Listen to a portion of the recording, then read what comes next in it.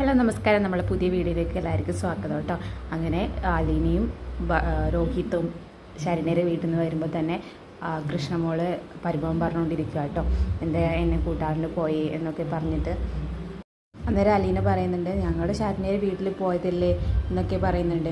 അന്നേരം കൃഷ്ണമോള് പറയുന്നുണ്ട്, അതല്ല പ്രശ്നം എന്ന് പറയാണ്. അപ്പോൾ രോഹിത്ത് പറയാണ്, പിന്നെ എനിക്ക് മനസ്സിലായി എന്താ പ്രശ്നമെന്ന്. അപ്പോൾ അലീന ചോദിക്കുന്നത് എന്താ പ്രശ്നം എന്ന് പറയാം. അന്നേരം രോഹിത്ത് പറയാണ്, കുശുമ്പ് വേറെന്താ എന്ന് പറയാണ്. അന്നേരം കൃഷ്ണമോള് പറയുന്നുണ്ട്, എന്നോടൊന്ന് ചോദിച്ചോ വരുന്നോ എന്ന്. ഞാൻ വരുമായിരുന്നില്ലേ നിങ്ങളുടെ കൂടെ, ഞാൻ ഒരു സൈഡിൽ ഒതുങ്ങിയിരിക്കുകയായിരുന്നില്ലേ എന്നൊക്കെ ചോദിക്കുകയായിരുന്നു. അങ്ങനെ കൃഷ്ണമോള് ചോദിക്കുകയാണ്, എന്താ അതിന് കഴിക്കാൻ വേണ്ടത്, ചായ വേണോ ജ്യൂസ് വേണോ ചോദിക്കുകയാണ്. അന്നേരം രോഹിത്ത് പറയണ എനിക്ക് ചായ. അപ്പോൾ അലീന പറയണ എനിക്ക് നാരങ്ങ വെള്ളം മതി പറയായിരുന്നു. അന്നേരം കൃഷ്ണമോള് പറഞ്ഞാൽ എനിക്ക് രണ്ടും കൂടി പറ്റില്ല, ഏതെങ്കിലും ഒന്നേ പറ്റൂ എന്ന് പറയാം. അന്നേരം രോഹിത്ത് പറഞ്ഞാൽ എന്നാൽ നാരങ്ങ വെള്ളം. അന്നേരം അലീന പറഞ്ഞാൽ ചായ മതി. അന്നേരം കൃഷ്ണമോള് പറയാണ് എന്നാൽ ചായ അല്ല ബബിതേച്ചി കുറച്ച് മുന്നേൽ ചായ ഇട്ട് വെച്ച് അതൊന്ന് ജസ്റ്റ് ചൂടാക്കിയാൽ മതി എന്ന് പറയായിരുന്നു. പിന്നെ അലീനയുടെ കയ്യിലുള്ള കവറ് കണ്ടിട്ട് കൃഷ്ണമോള് ചോദിക്കുന്നുണ്ട്, ഇതെന്താ ചോദിക്കുന്നുണ്ട്. അന്നേരം അലീന പറയുന്നുണ്ട്, ഇത് കുറച്ച് കഴിഞ്ഞിട്ട് പറയാമെന്ന് പറയുന്നത്. അന്നേരം രോഹിത്ത് പറയുന്നുണ്ട്, ഇതൊരു വേറൊരു സംഭവം എന്ന് പറയാണ്. അങ്ങനെ അവരെല്ലാം അകത്തേക്ക് പോകുക കേട്ടോ. അന്നേരം ബബിത എന്തിന്ന് അലീന ചോദിക്കുന്നുണ്ട്. അന്നേരം കൃഷ്ണമോള് പറയാണ് അകത്തുണ്ട് എന്ന് പറയാണ്.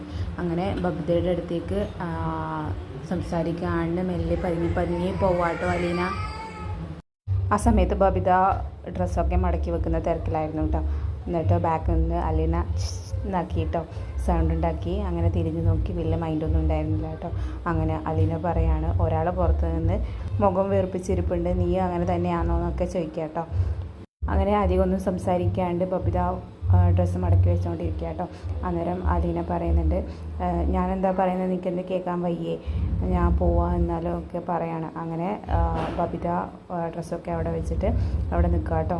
അന്നേരം ബബിത തന്നെ ചോദിക്കുന്നുണ്ട്, എന്തായി പോയിട്ട് നിങ്ങൾക്ക് അടിയൊന്നും തന്നില്ലേ എവിടെ നിന്ന് പറയാണ്. അന്നേരം അലീന പറയാണ്, അടി വാങ്ങണമായിരുന്നോ, നിൻ്റെ ആഗ്രഹം അതായിരുന്നോ എന്നൊക്കെ പറയാണ്. അല്ല സാധാരണ അങ്ങനെയാണല്ലോ, അടിമേടിച്ച് കൂട്ടാറാണല്ലോ പതിവ്, അതുകൊണ്ട് ചോദിച്ചതാണ്. അവരൊന്നും ഉണ്ടായിരുന്നില്ലേ, ശരണ്യരെ അച്ഛനും ഏട്ടന്മാരും ഒക്കെ, അവരൊന്നും ഒന്നും ചെയ്തില്ലേ?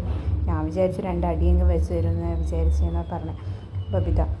അങ്ങനെ ബബിത പറയാണ്, ഞാൻ ചായ ചൂടാക്കി തരാം, നിങ്ങൾ ഒന്ന് ഫ്രഷ് ആയിട്ട് വാ എന്ന് പറയാണ്.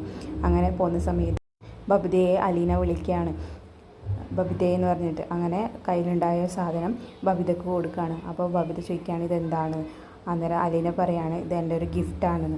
അങ്ങനെ ബബിത പറയാണ്, ഞാൻ തന്നതിന് തിരിച്ചു തന്നതാണോ എന്ന് പറഞ്ഞാൽ, അല്ല എൻ്റെ ഇഷ്ടത്തിന്, ഇതുവരെ ഞാൻ നിനക്കൊന്നും